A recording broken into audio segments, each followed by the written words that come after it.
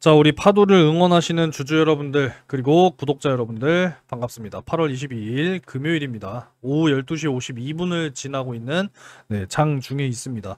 일단 오늘 코스피 코스닥 개인들은 매도하고 있는 상황인데 그 물량을 지금 외인과 기관들이 그래도 좀 받아내주면서 어느 정도 좀 지수를 방어해 주는 모습이거든요. 하지만 파도 다시 이제 12,000원 선 아래쪽으로 빠져 내려왔습니다. 야, 참 쉽지가 않아요. 그죠? 12,000원 선 위쪽으로 좀 꾸준하게 유지가 되면서 14,000원 돌파와 올해 연말 16,000원 좀 요렇게 지금 목표를 잡고 있는데 야, 쉽사리 참 밟고 올라가지를 못합니다. 그죠? 결국은 이제 11,400원 내려온 상황인데 일단은 좀 11,000원 선을 그래도 좀 급락이 나오던 요 날에도 역시나 좀 지켜냈었기 때문에 일단은 지금 현재 구간에서도 사실 뭐 매수해도 저는 괜찮다라고 보거든요. 그래서 지금 현금의 여력이 있으신 분들은 뭐 지금도 뭐 충분히 매수할 수 있는 자리다라고 생각하시고 조금씩 빠져 내려올 때 분할 매수를 일단 최대 10,000원 선까지도 좀 조정을 생각하면서 담아 놓는 게 가장 좀 적절한 대응이지 않나. 네, 이렇게 생각을 하고 있습니다. 이번 주 사실 굉장히 좀 쉽지 않았죠. 코스피도 뭐 역시나 이번 주 이렇게 꺾여 내려왔다가 다시 한번 좀 이렇게 반등이 성공한 상황이고 코스닥 같은 경우에도 뭐 급격하게 또 빠져 내려왔지만 지지받고 그나마 조금 이렇게 반등이 나와주고 있는 이런 상황이기 때문에 일단 크게 일단 첫 번째 하나 이벤트가 지나가야 된다라고 보고 있습니다. 그게 바로 뭐냐면 잭슨홀 미팅이죠. 잭슨홀에 대한 사실 우려는 상당 부분 어느 정도 좀 증시에 반영이 된 부분인데 이 워낙에 사이즈가 큰 매크로 이벤트다 보니까요. 이 발언 하나에 정말 온탕냉탕을 오고 갈 수 있거든요. 특히나 이 파월 연준 의장의 또 연설이 예정이 되어 있는 상황이기 때문에 이 9월에 대한 어떤 금리 인하 부분에 대해서 시장이 원하는 언급이 나오게 될 것인지가 굉장히 지금 중요한 상황입니다. 아시겠죠? 그래서 이런 부분 참고하시면 되겠고 일단 뭐 말씀 안 드렸지만 영상 시청하시면서 여러분들 좋아요는 많이 좀 눌러주시기 바랍니다. 장이 안 좋다고 안 눌러주시는 거는 좀 속상합니다. 많이 좀 눌러주시고 이제 제가 영상을 매일같이 찍지는 못하고 있습니다만 제가 항상 여기 이 정보방에 여러분들과 함께 소통을 하고 있으니까 영상 아래쪽 댓글 확인하셔서 꼭 이 정보방에 들어오셔서 함께 하시기 바라겠습니다. 자, 일단 다시 파도 주가로 좀 돌아와서 일단 뭐 지금도 사실 매수를 해야 되는 영역이다라고 말씀을 드리고 있고 12,000원 아래쪽에서는 반드시 좀 평단가를 낮추는 분할 매수 전략을 가져가야 한다. 뭐 계속 강조를 드리고 있는 부분이니까 잘 또 매수해 놓으면은 12,000원 위쪽으로 또 다시 한번 단기 상승 나오면 뭐 단기 수익 실현하시면 되는 거 아니겠습니까? 그죠? 그래서 다시 한번 또 12,000원에서 지지가 나오면 요 14,000원까지 다시 한번 또 목표를 해볼 수가 있기 때문에 일단 지금 현재 분할 매수를 통해서 평단가를 낮춰가야 하는 시기다. 네, 요렇게 지금 보고 있고요. 이 내용을 좀 하나하나 먼저 좀 짚어드리자면 좀 전에도 말씀을 드렸지만 이 금리 인하 부분이 사실상 어떻게 될 것이냐에 따라서 또 증시의 어떤 방향성이 갈릴 수 있다라고 봐야 되거든요. 결국은 이 투자 심리가 회복이 돼야 돼요. 이 투자 심리가. 지금도 여전히 뭐 투자 심리가 위축이 되어 있다라고 봐야 되는 것이 현재 상황이기 때문에 이 투자 심리가 개선이 되려면 이 미국이 9월 17일 FOMC 일정에서 추가적으로 금리 인하를 해야 되는 부분인데 지금 신중론이 다시 급부상하고 있다 보니까 지금 패드워치의 전망에 따르면 하향 조정이 됐습니다. 75.3%의 확률로 금리를 내릴 것이다 전망이 되고 있는 상황이기 때문에 여전히 그래도 가능성은 높겠습니다만은 9월 금리 인하를 우리가 또 예의주시할 필요가 있습니다. 자, 그래서 또 다음 주에 발표가 예정이 되어 있는 이 미국의 2분기 GDP 수정치와 그리고 7월 개인 소득과 개인 소비 지출 이 발표가 또 굉장히 중요하겠고 9월 17일 이전에 이제 또 발표가 될 8월에 이제 CPI 그리고 PPI 이러한 또 경기 지표 발표가 예정이 되어 있을 거예요. 그렇기 때문에 좀 이러한 또 경제 지표 발표까지 우리가 좀 인내할 시간이 필요하다. 지금 이렇게 보고 있습니다. 요 주요 이벤트들이 지나고 나서 실제로 이 금리 인하가 한 차례 실행이 될 수 있다라고 한다면 다시 한번 이 투자 심리에 대한 또 부분이 살아나게 되면서 수급에 대한 개선 역시도 기대를 해볼 수가 있겠다. 지금 이렇게 지금 전망을 하고 있습니다. 지금 뭐 파도는 수주가 지금 지속적으로 이어지고 있는 이런 상황이죠. 그죠? 지금 공시 외에도 수주 실적이 다수 있다라고 지금 이야기를 하고 있습니다.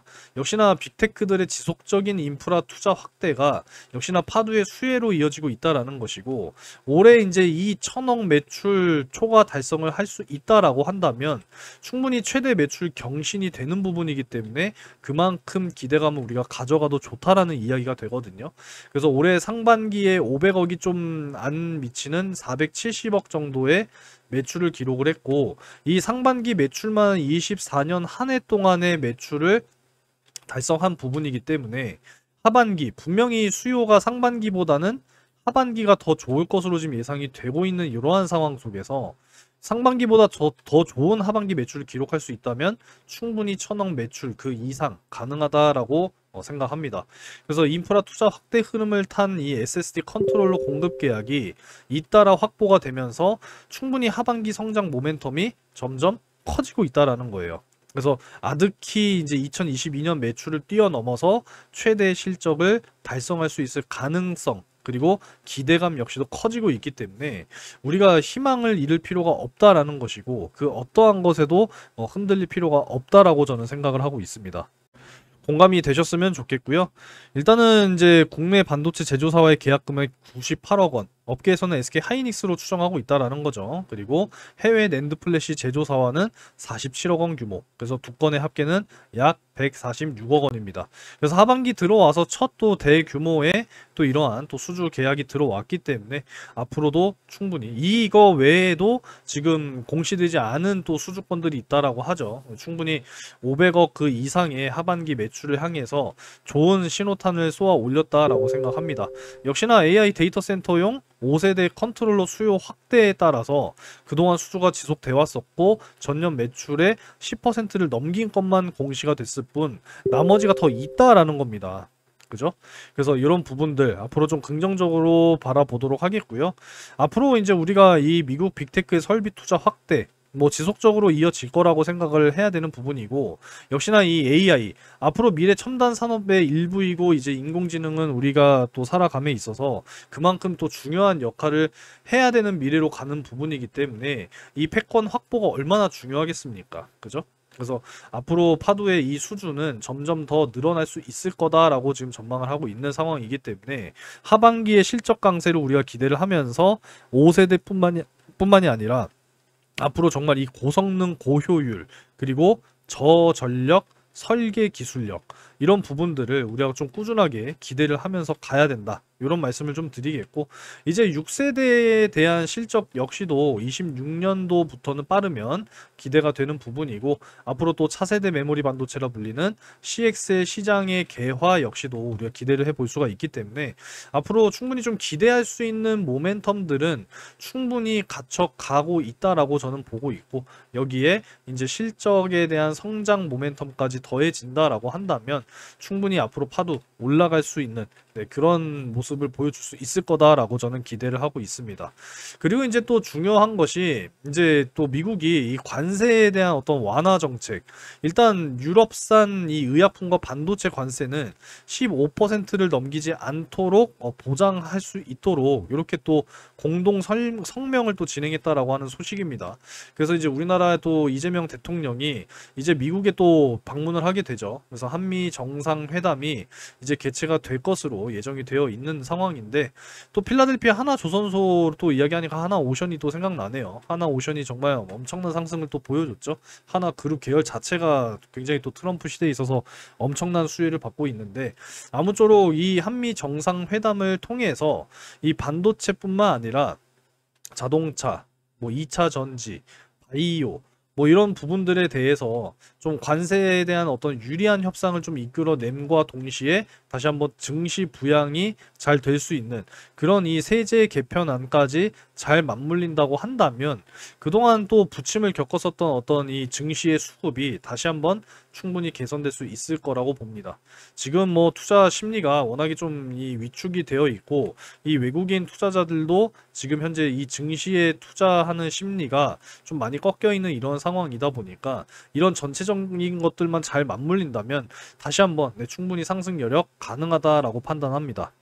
그래서 참 최근에 이런 또 주가의 어떤 흐름들이 이렇게 지금 이어지고 있는 상황이다 보니까 올라갈 만하면 또 재차 빠져 내려오니까 정말 지치시는 분들, 네, 포기하고 싶어 하시는 분들 많이 계실 거라고 생각합니다. 사실 이제 우리 개인 투자자들은 수익을 좀 빨리빨리 내기를 사실 희망하시거든요. 그만큼 또 소액 운영하시는 분들은 이런 부분들을 또 생각을 안 하고 계실 수가 없기 때문에 저는 이제 파도 같은 경우는 뭐 장기적으로 끌고 가야 된다 말씀을 드리고는 있습니다만 사실 자금적인 여력이 조금 부족하셔서 소액 운영하시는 분들은 좀 지치시는 거 충분히 이해합니다.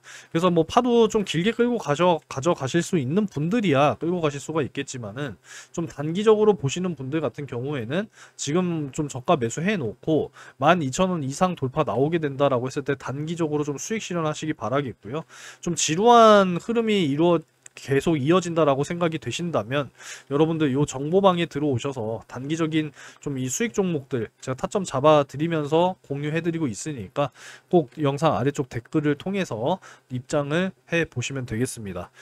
자, 결국은 이번 주 좀 약세가 이어지면서 12,000선 아래쪽으로 좀 빠져 내려왔는데 다음 주는 다시 한번 좀 이 잭슨홀 미팅이 마무리되면서 기운을 차리고 12,000선 위쪽으로 다시 한번 좀 올라와 주기를 한번 기대해 보면서 마무리하도록 하겠습니다. 자, 오늘도 좋아요 버튼 좀 많이 좀 눌러 주시기 바라겠고요. 여러분들 즐거운 주말 보내시고 다음 주에 또 뵙도록 할게요.